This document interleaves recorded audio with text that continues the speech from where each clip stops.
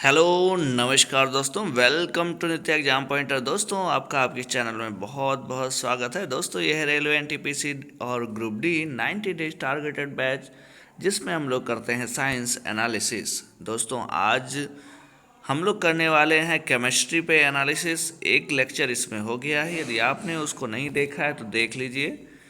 दोस्तों जो तत्व की बात हुई थी कि ऐसे पदार्थ जो एक ही प्रकार के परमाणु से मिलते हैं वो क्या कहलाते हैं, तत्व कहलाते हैं। और तत्व के बाद हमने बात किया थे, ये सारी चीज़ें हो गई थी कि यौगिक क्या होता है और मिश्रण क्या होता है।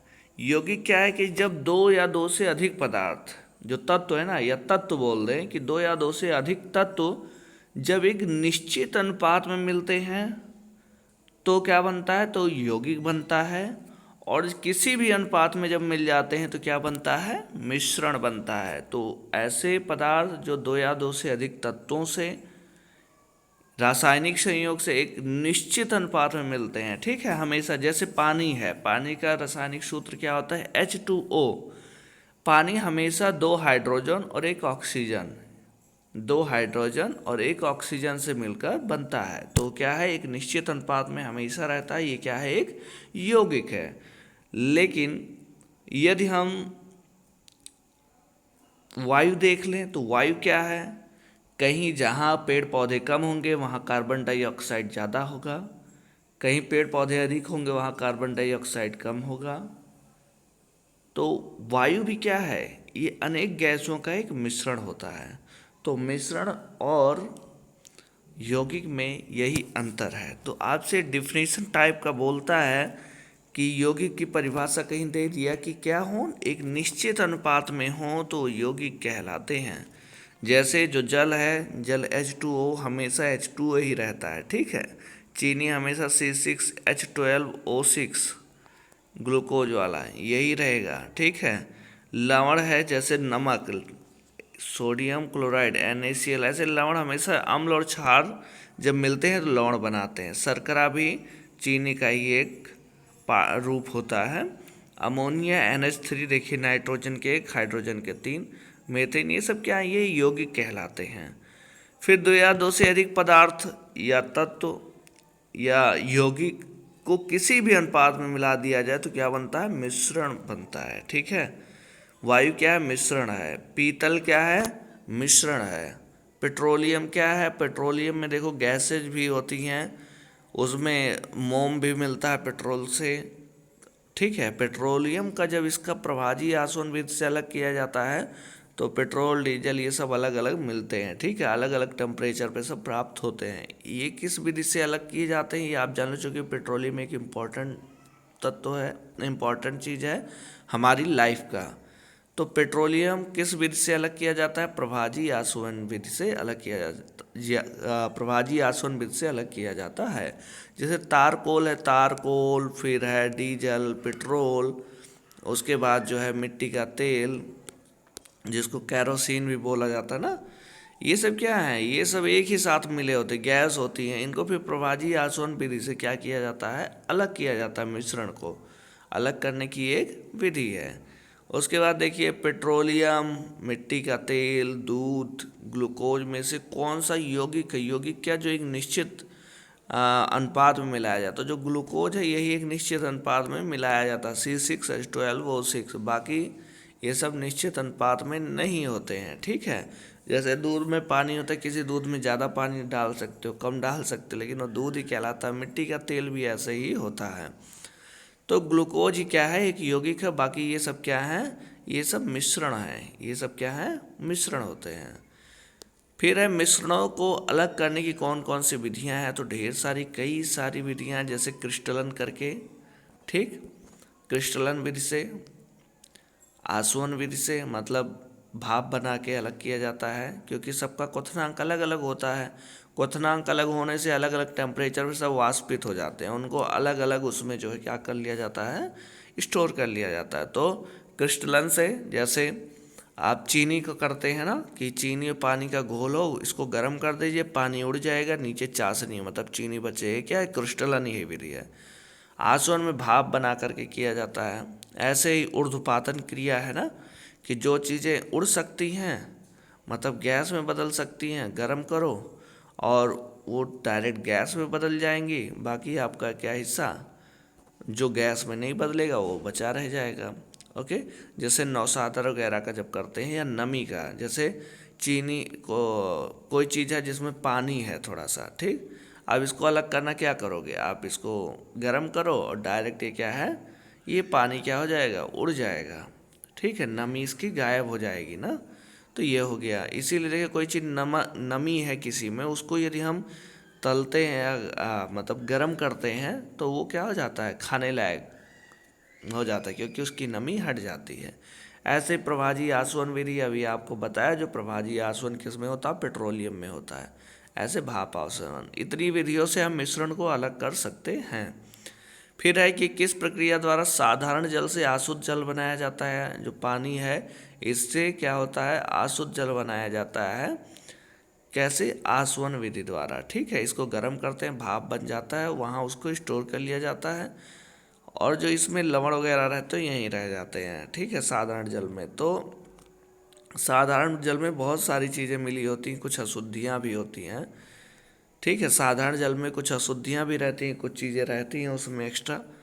इसको हम लोग क्या करते हैं, अशुद्ध जल बनाते हैं, जो हॉस्पिटल वगैरह में यूज किया जाता है।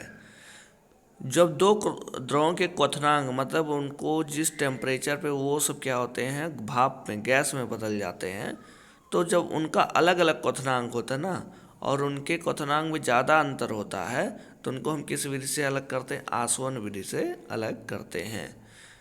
मतलब गर्म करेंगे तो जिसका कम टेम्परेचर होगा वो पहले भाप बन जाएगा, उसको वो उड़ेगा, फिर वो ऊपर जैसे जाएगा, वो लगी होती है, उस नली से होके वो भाप जाता है, फिर वो ठंडा हो जाता है। ठंडा होके उसको दूसरे बर्तन में रख लेते हैं, और जिसका क्वथनांक क्या होता है, ज़्यादा होता है, वो उसी बर्तन में रह जाता है। तो दोनों को इस तरीके से हम अलग कर लेते हैं, ठीक है। तो उसी को आसवन विधि कहते हैं। नौसादर और नम के मिश्रण को पृथक किया जाता है ऊर्ध्वपातन द्वारा। ओके, गर्म करने पर बिना द्रव में बदले वाष्प में बदल जाना ऊर्ध्वपातन क्रिया कहलाती है। ऊर्ध्वपातक पदार्थ कौन कौन से, जैसे कपूर है, इसके अलावा आयोडीन है, ये सब क्या होते हैं, ये द्रव नहीं बदलते हैं, बल्कि ये ठोस से सीधे गैस बन जाते हैं, ठीक है। ये क्या है, ऊर्ध्वपातन की क्रिया ये कहलाती है। अब ये हो गया, आप जान गए। अब आइए हम लोग बात करते कोलाइडी विलेन क्या होता है। आपने देखा होगा कि ठोस, द्रव और गैस, इनके अलावा भी कुछ ऐसे मिश्रण होते हैं जो या तो ना ठोस ही होते हैं ना द्रव ही होते हैं, उनके बीच का होते हैं, ठीक है, उनके बीच का होते हैं। ना गैस होते हैं ना ठोस, ना गैस होते हैं ना द्रव होते हैं, उनके बीच का होते हैं। जैसे जेली आपने देखा होगा, जेली खाते होंगे ना, जैम और जेली, ये क्या है, ये आपके ना द्रव है और ना ही कम्प्लीटली ये ठोस है। ऐसी बहुत सारी चीज़ें हमें देखने को मिलती, जैसे वायु, वायु क्या है, उसमें धूल मिट्टी के कण भी होते हैं, तो इसको ना हम पूरी तरीके से गैस कह सकते हैं, उसमें जलवाष्प भी होता है, ना ठोस कह सकते हैं। बादल है, वहाँ धूल मिट्टी ये सब होते हैं, इसके अलावा वहाँ पानी भी होता है, तो द्रव है, गैस भी है। तो इस प्रकार के मिश्रण को कोलाइडी विलयन कहते हैं। इसके छोटे छोटे कण होते हैं, ठीक है, कोलाइडी विलयन के छोटे छोटे कण होते हैं। कभी आप घरों में एक छोटा सा बिल हो, वहाँ से प्रकाश आ रही हो, तो आप देखेंगे कि उस वायु के मतलब उस प्रकाश के साथ में ऐसे छोटे छोटे कण लग रहा है जैसे तैर रहे हैं, ठीक है। ये क्या है, ये कोलाइडी विलयन के ही एक प्रकार के क्या है, ये सब लक्षण होते हैं। अब किस प्रकार से जब दो प्रकार की द्रव्य वाली अवस्थाओं वाले तत्वों पदार्थों को मिलाया जाता है या उनका जो विलयन संगठन प्राप्त होता है, वो क्या है, कोलाइडी विलयन होता है। इसमें छोटे छोटे कणों के रूप में होता है। अब जैसे यहाँ पे दे रखा है कि गैस में गैस का विलयन क्या कहलाता है, गैस में गैस का विलयन कहाँ कहाँ मिलता है, जैसे वायु है, गैसों का मिश्रण है, गैस में गैस है। अब गैस में द्रव, जैसे एक कोहरा बादल कहाँ होते हैं, वायुमंडल में। वायुमंडल में क्या पाई जाती, गैसेज पाई जाती हैं, ऑक्सीजन, नाइट्रोजन, कार्बन डाइऑक्साइड, इस जिस प्रकार की गैसेज है, जलवाष्प पाया जाता है। उस जलवाष्प में उस वायु में क्या होता है, पानी भी रहता है। जब पानी ठंडा होता है कोहरा बनाता है, बादल बनाता है। तो कैसे विलयन है, गैस में द्रव का ये विलयन है। अच्छा, धुआं भी कहाँ होता है, वायुमंडल में होता है। वायुमंडल क्या है, गैस में, गैसियस होता है। इस गैस में क्या है, ठोस के कण होते हैं। वायुमंडल में धुआं में क्या है, धुआं में छोटे छोटे कण होते हैं ना। तो ये हो गया। द्रव में आप जानते हो जल में कार्बन डाइऑक्साइड घुला होता है, तो द्रव में गैस का विलयन है। ठीक। ठोस में ठोस किसका, मिश्र धातु है। अब यहाँ कुछ सामान्य उदाहरण दिया है, जैसे ठोस में गैस, जैसे फोम हुआ, रबड़ हुआ, स्पंज हुआ। देखते हैं ना आप इसमें, इसमें कुछ क्या होती है, महक भी आती है, ठोस रहता है। और गैसेज का कुछ इसमें महक होता है, फोम वगैरह में भी। तो कैसा होता है, ठोस का गैस में, मतलब ठोस रहता है, उसमें गैस मिला दोगे तो ये सब मिलते हैं। ठोस में द्रव को मिला दो तब जेली, पनीर, मक्खन मिलता है। ठोस में ठोस को मिला दो तो कांच, रत्न, पत्थर ये सब मिल जाते हैं। द्रव में ठोस को मिला दो, जैसे कीचड़ उचड़ है ना, पानी रहता है, पानी में क्या, मिट्टी थोड़ा डाल दो तो क्या बन जाएगा, कीचड़। ठोस डाल दो क्या हो जाएगा, कीचड़। मिल्क ऑफ मैग्नीशिया ये सब बन जाता है। द्रव में द्रव का, दूध, पानी मिला दो दूध में, फेस क्रीम, ये सब क्या है, द्रव में द्रव का। द्रव में गैस का, जैसे शेविंग क्रीम, साबुन के झाग, ये क्या है, द्रव में गैस का, महक भी रहती ना। फिर गैस में द्रव मिलाना तो क्या है, कोहरा, बादल, कीटनाशक, ये सब। गैस में ठोस को मिलाना, धुआं, ऑटोमोबाइल के निकास, ये सब हैं। ये सब क्या है, आपके कोलाइडी विलयन, जो इनकी जिस पदार्थ में दूसरे वाले, जैसे ठोस, द्रव, गैस जिस प्रकार से मिलाते हैं, उस प्रकार से बहुत सारे कोलाइडी विलयन के उदाहरण हमें देखने को मिलते हैं। जो ये सब ऐसे पदार्थ हैं जो ना तो पूरी कंप्लीटली ठोस है, ना द्रव है, ना गैस है, बल्कि इन दोनों का मिला जुला हुआ, मतलब इन तीनों का मिला जुला हुआ जो रूप होते हैं उनको कोलाइडी विलयन कहते हैं। ठीक। अब आइए हम लोग बात करते हैं रेडियो सक्रियता की। तो सबसे पहले यहाँ पे दो चीज़ें आप थोड़ा सा और देख लो। इसमें रेडियो सक्रियता के बारे में जब हम बात कर ही रहे हैं, तो ये सबसे पहले रेडियो एक्टिव पदार्थ की सक्रियता की इकाई क्या है, क्यूरी। मैडम क्यूरी ने इसका शोध किया था, इसलिए इसकी सक्रियता की इकाई क्या है, एक क्यूरी है। मैडम क्यूरी को कितनी बार, 2 बार नोबेल पुरस्कार मिला था, एक बार केमिस्ट्री के लिए और एक बार फिजिक्स के लिए। ठीक है। रेडियो एक्टिविटी की खोज जो है हेनरी बैकरल ने की थी। हेनरी बैकरल ने रेडियो एक्टिविटी की खोज की थी। ये देखिए, रेडियो सक्रियता की खोज किसने की थी, हेनरी बैकरल ने। यूरेनियम के खनिज का नाम क्या है, पिच ब्लैंड नाम है। यूरेनियम के खनिज को पिच ब्लैंड। और मोनोजाइट किसका नाम है, मोनोजाइट होता है थोरियम का, और ये इंडिया में पाया जाता है थोरियम। जो केरल के तट हैं वहाँ पे जो रेत हैं उसमें ये मोनोजाइट पाया जाता है, जिससे थोरियम रेडियो एक्टिव पदार्थ निकाला जाता है। तो कभी कभी पूछा जाता है पिच ब्लेंड किसका अयस्क है, तो पिच ब्लेंड किसका है, यूरेनियम का अयस्क है। फिर है रेडियो सक्रिय पदार्थों से निकलने वाली अदृश्य किरणों को क्या कहते हैं, रेडियो सक्रिय किरणें कहते हैं। ये बहुत खतरनाक होती हैं। ठीक है, रेडियो सक्रिय पदार्थों से जो अदृश्य किरणें निकलती हैं, रेडियो सक्रिय। जब अमेरिका ने जापान के हिरोशिमा नागासाकी पे परमाणु बम गिराया था, जो वहाँ से रेडिएशन निकला था, आज भी वहाँ पे क्या करता है, जो वहाँ पे बच्चे आज भी पैदा होते हैं वो दिव्यांग होते हैं, मतलब वो किसी न किसी शारीरिक अपंगता के वो शिकार हो जाते हैं। तो रेडियो सक्रिय किरणें बहुत खतरनाक होती हैं। अल्फा, बीटा और गामा, ये ABC लिखा है, ये इसको अल्फा, बीटा, गामा होना चाहिए था। सबसे कम वेधन क्षमता किसकी होती है, तो सबसे कम वेधन क्षमता जिसकी तरंग दैर्घ्य क्या होगी, अधिक होगी, उसकी वेधन क्षमता क्या होगी, कम होगी। जो ज़्यादा तेजी जाएगा, जो ज़्यादा तेजी जाता है इसके पास ऊर्जा भी कम होती है। जिसकी तरंग दैर्घ्य कम होती है और आवृत्ति, मतलब 1 सेकंड में खूब, जिसके पास ज़्यादा एनर्जी होगी वही तो खूब तेजी से काम करेगा। तो आप ऐसे समझ सकते हो इस चीज़ को। ठीक है, तो इसकी आवृत्ति ज़्यादा, मतलब वेधन क्षमता किसी चीज़ को यार पार कर जाएगी। ठीक है, वेधन क्षमता क्या होगी, अधिक होगी। और जिसकी आवृत्ति ज़्यादा होगी उसकी तरंग दैर्घ्य, जो दूरी 1 सेकंड में चलता है, वो कम होती है। ठीक है, तो तरंग दैर्घ्य कम होती है। तरंग दैर्घ्य को किससे मापा जाता है, एंगस्ट्रॉम से।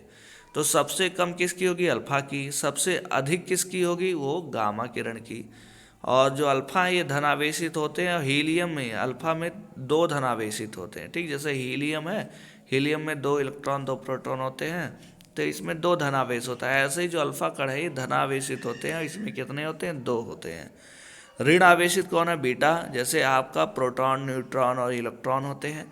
सेम ऐसे भी जो धन आवेशित है अल्फा कण है, बीटा कण ऋण आवेशित। और जो गामा किरणें होती हैं विद्युत की क्या होती हैं? उदासीन होती हैं। और सबसे अधिक वेग किसका होगा? तो सबसे अधिक वेग क्या होगा? गामा किरणों का होगा। सबसे अधिक वेग किसका होता है? गामा किरणों का होता है। लघु तरंग दैर्घ्य वाली विद्युत चुंबकीय तरंग कौन सी है? गामा किरण होती है। लघु तरंग दैर्घ्य है लेकिन आवृत्ति क्या है? मतलब 1 सेकंड में ऊर्जा ज़्यादा है इसके, तो क्या होगा? 1 सेकंड में खूब चक्कर लगाएगा, तो 1 सेकंड में जितना चक्कर लगाता है वही इसकी आवृत्ति कहलाती है। और एक चक्कर जितना दूरी ट्रेवल करता है वो उसकी तरंग दैर्घ्य। तो इतना जल्दी जल्दी कर रहा है, आप बताओ कितनी इसकी तरंग दैर्घ्य होगी? तरंग दैर्घ्य तो कम होती है, लेकिन लघु तरंग दैर्घ्य बोल दिया ना, लघु मतलब तरंग दैर्घ्य कम होती है लेकिन इसकी आवृत्ति ज़्यादा होती है। इसीलिए तरंग दैर्घ्य और आवृत्ति ज़्यादा होने की वजह से इसका क्या है? वेधन क्षमता अधिक होती है। रेडियोएक्टिव पदार्थ की आधी मात्रा विघटित होने में अर्ध जो समय लगता है उसे अर्धायुकाल कहते हैं। रेडियो एक्टिव पदार्थ को यदि ऐसे आप रख दो और इसको यूज भी ना करो तो इस समय के अनुसार क्या होता है? क्षय होता रहता है।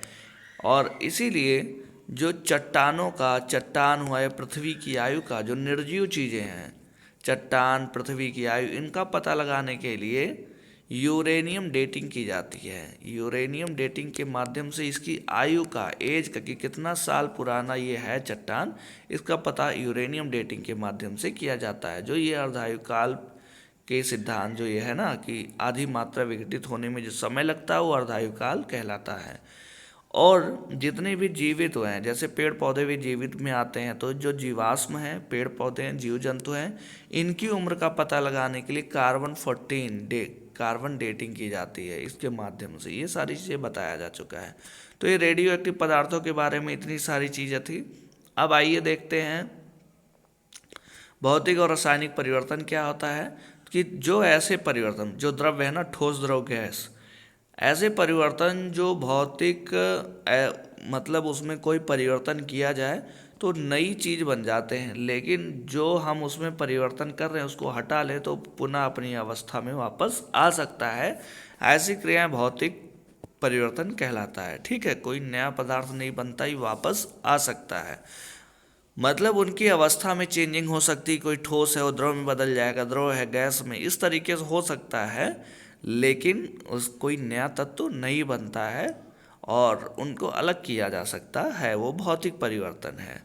जैसे बादल बनना, क्या है? बादल बनता है फिर बारिश हो जाती है ना, फिर पानी बन जाता है। चीनी का जल में विलयन, चीनी को घोल दो, उसके बाद घोल को गर्म कर दो, पानी उड़ जाएगा, फिर चीनी मिल जाएगा। जल जो है बर्फ़ बना दो, ठंडा करने पर बर्फ़ बन गया, गर्म कर दोगे फिर पानी बन जाएगा। ये सब क्या है? भौतिक क्रिया है। विद्युत बल्ब का जलना, विद्युत बल्ब क्या है? ये इलेक्ट्रिसिटी लेता है और प्रकाश ऊर्जा देता है ऊष्मा के रूप में। फिर क्योंकि एनर्जी क्या है? ऊर्जा, तो नष्ट तो होती नहीं, वो एक रूप से दूसरे रूप में बदल जाती है। ठीक है, जल का वाष्प में बदलना, ये सब क्या है? भौतिक परिवर्तन। लेकिन जब नया पदार्थ बन जाए और उनके जो गुण हैं ना अलग अलग, वो जैसे उनके जो गुणसूत्र हैं, गुणसूत्र उन पदार्थों से मैच ना खाते हों।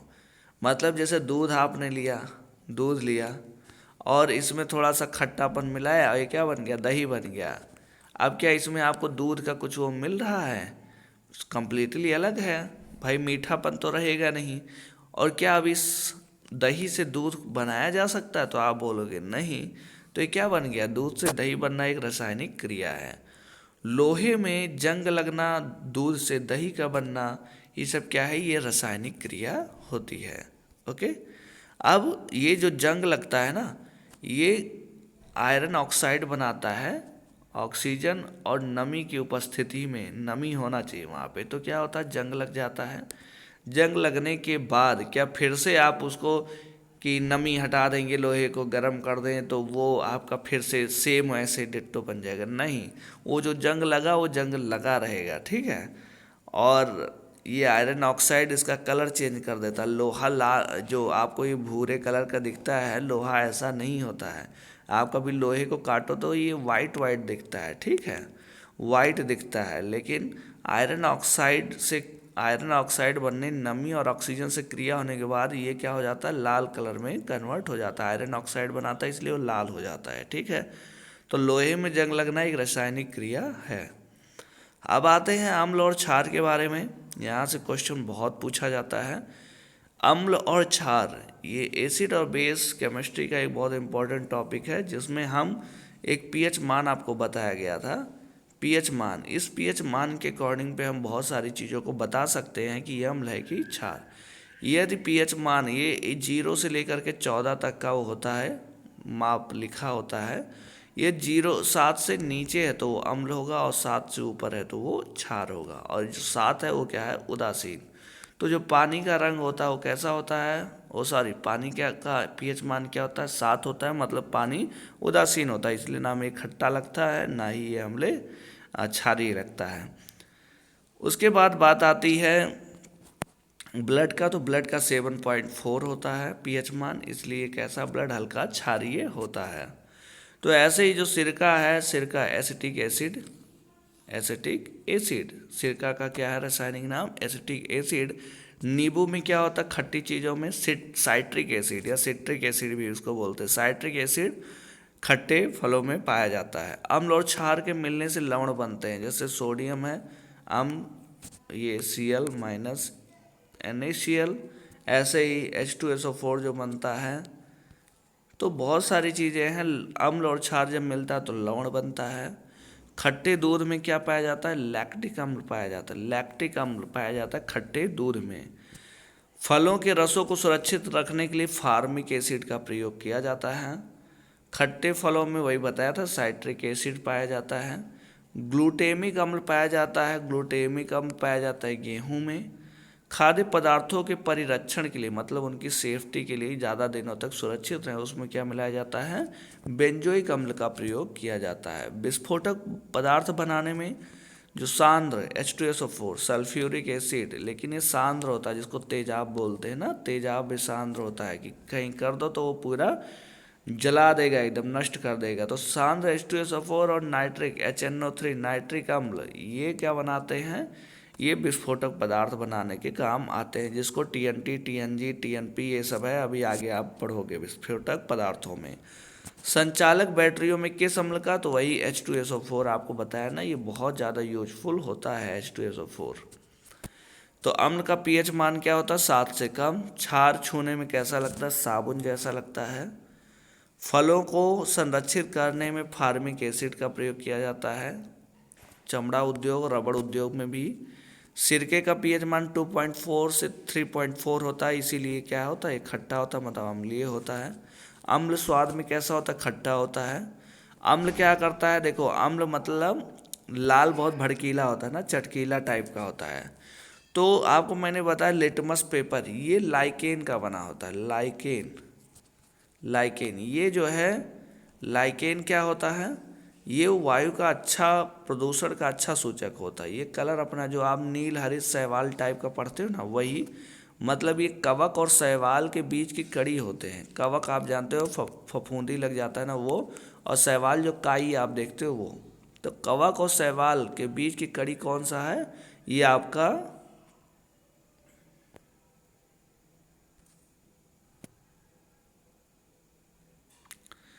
ठीक है, ओके। तो लाइकेन के बारे में आपको बताया था, वायु प्रदूषण का अच्छा सूचक है। जब कार्बन डाइऑक्साइड या प्रदूषण का स्तर जब बढ़ता है तो ये अपना कलर छोड़ने लगता है, तो उससे हम पता कर लेते हैं कि प्रदूषण किस स्तर तक बढ़ रहा है। इसी लाइकेन से लिटमस पेपर बनाया जाता है। लिटमस पेपर का जो कलर होता है, ये दो कलर में, एक लाल रहता है और एक नीला रहता है। किसी भी पदार्थ को हमें देखना है कि वो अम्ल है कि क्षार। यदि हम इस वाले पे उसको थोड़ा सा गिराएं, यदि ये लाल को नीला बना दिया, नीला, तो ये क्या हो गया, ये क्षार हो गया। तो लाल लिटमस पेपर को नीला यदि कर दे तो क्या हो गया, वो क्षार हो गया। देखिए क्षार लाल लिटमस पेपर को नीला कर देता है। अब मान लीजिए नीला नहीं किया, वही रह गया, लाल ही रह गया। ये नीले वाले में वही चीज़ हम गिराए और इस नीले को क्या बना दे, लाल बना दे, तो क्या हो गया, वो अम्ल हो गया। तो जो अम्ल होता है वो नीले लिटमस पेपर को क्या कर देता, लाल कर देता। तो आपसे पूछा जाता है, तो आप कंफ्यूज मत होइएगा, ठीक है। और जो आपको फार्मिक एसिड जब चींटियाँ काटती तो एक महक उत्पन्न होती है, वो कैसा होता है, फार्मिक एसिड ही होता है। इसके अलावा फार्मिक एसिड का मैंने आपको दिखाया था, फलों का जो रस होता है उसको सुरक्षित रखने के लिए फार्मिक अम्ल का प्रयोग किया जाता है, ठीक है। और ये चींटियों में भी पाया जाता है। खट्टे फलों में साइट्रिक अम्ल होता है, यही नींबू में भी होता है, ठीक है। लैक्टिक अम्ल खट्टे दूध में होता है। ग्लूटेमिक अम्ल जो है गेहूं में होता है। बेंजोइक अम्ल से खाद्य पदार्थों के सेफ्टी के लिए, मतलब ज़्यादा लंबे समय तक इनको रखा जा सकता है, बेंजोइक अम्ल। और सल्फ्यूरिक अम्ल संचालक बैटरियों में प्रयोग किया जाता है। सल्फ्यूरिक अम्ल और नाइट्रिक अम्ल का प्रयोग जो है हम लोग विस्फोटक पदार्थ बनाने में भी करते हैं। उसके बाद ये इम्पोर्टेंट। अब आइए देखते हैं कुछ और इससे अम्ल से संबंधित। कपड़े में जंग के धब्बे को हटाने के लिए किसका, ऑक्जैलिक एसिड का प्रयोग किया जाता है। ऑक्जैलिक जो धब्बा लगा होता है ना मोर्चे का, जंग का जो धब्बा रहता है, उसको ऑक्जैलिक अम्ल से हम लोग क्या कर सकते हैं, हटा सकते हैं। सोडा वाटर आप देखते हो कोल्ड ड्रिंक में क्या होता है, कार्बोनिक अम्ल होता है, कार्बोनिक एसिड होता है। सेब में क्या होता है, मैलिक एसिड। अंगूर में क्या होता है, टार्टरिक एसिड। अंगूर में क्या होता है, टार्टरिक एसिड। अम्लराज क्या होता है, 3 भाग हाइड्रोक्लोरिक अम्ल, 3 भाग हाइड्रोक्लोरिक अम्ल और 1 भाग HNO3। तो ये क्या बनाते हैं, अम्लराज बनाते हैं। HCl और HNO3 अम्लराज बनाते हैं। और इस अम्लराज में क्या होता है, जो सोना होता है वो क्या हो जाता है, ये घुल जाता है, ठीक है, अम्लराज में घुल जाता है। ओके। पेट की अम्लीयता को दूर करने के लिए क्या बनाते हैं, मिल्क ऑफ मैग्नीशिया। जो दवा आती है ना वो मिल्क ऑफ मैग्नीशिया ही रहता है। पेट की अम्लीयता को दूर भगाने के लिए यूज किया जाता है। प्रबल अम्ल के उदाहरण कौन से, हाइड्रोक्लोरिक अम्ल और नाइट्रिक अम्ल, ये प्रबल अम्ल होते हैं। दुर्बल अम्ल कौन से हैं, जो केवल आंशिक रूप से आयनित होते हैं, उनको दुर्बल अम्ल बोलते हैं। दुर्बल अम्ल जैसे एसिटिक एसिड, बेंजोइक एसिड, अभी बताया था ना। जो बेंजोइक एसिड क्या है, फलों को संरक्षित करने के लिए, फल को ये, और एसिटिक एसिड सिरका, ठीक है। और कार्बनिक अम्ल क्या होता है, जो ये सोडा वाटर और आपका जो कोल्ड ड्रिंक आता है वो कार्बनिक अम्ल होता है, ठीक है। सॉरी, ये कार्बोनिक अम्ल उसी को ही बोला जाता है। तो ये आपके इतने हो गए एसिड और बेस। अब बात आएगी ईंधन के बारे में, फिर धातु अधातु, उसके बाद जो है जल, सीमेंट, कांच, ये सारी चीज़ें आपको पढ़ना है। तो आइए एक दो चीज़ें और हम लोग देख लेते हैं।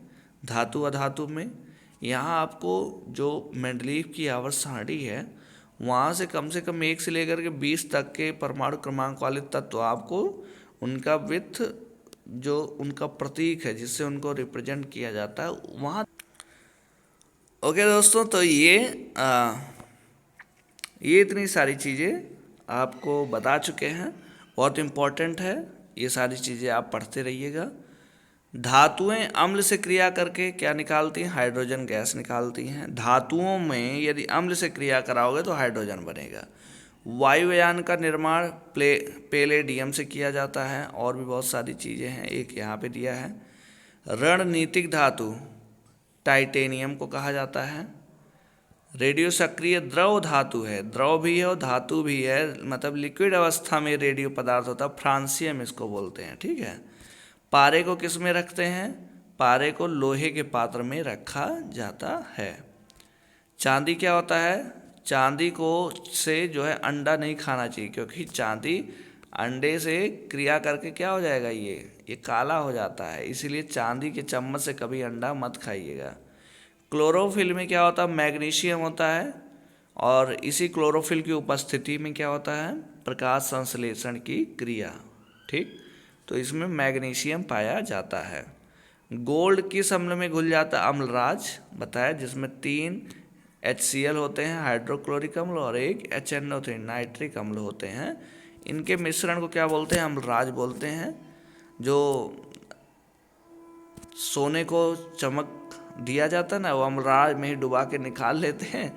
सोना उसमें आधा ऊपर वाला गल जाता है, फिर क्या होता है, चमक वाली चीज़ आ जाती है। आतिशबाजी में जो हरा रंग होता है वो बेरियम के कारण होता है, और जो लाल रंग होता है वो स्ट्रैंसियम के कारण होता है। ये इतनी सारी चीज़ें आप पढ़ लीजिएगा, बहुत इंपॉर्टेंट है।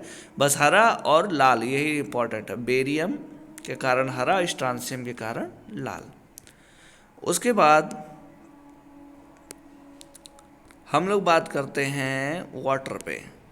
वाटर क्या है? ये जल साबुन के साथ फेन नहीं बनाता, तो कठोर जल है।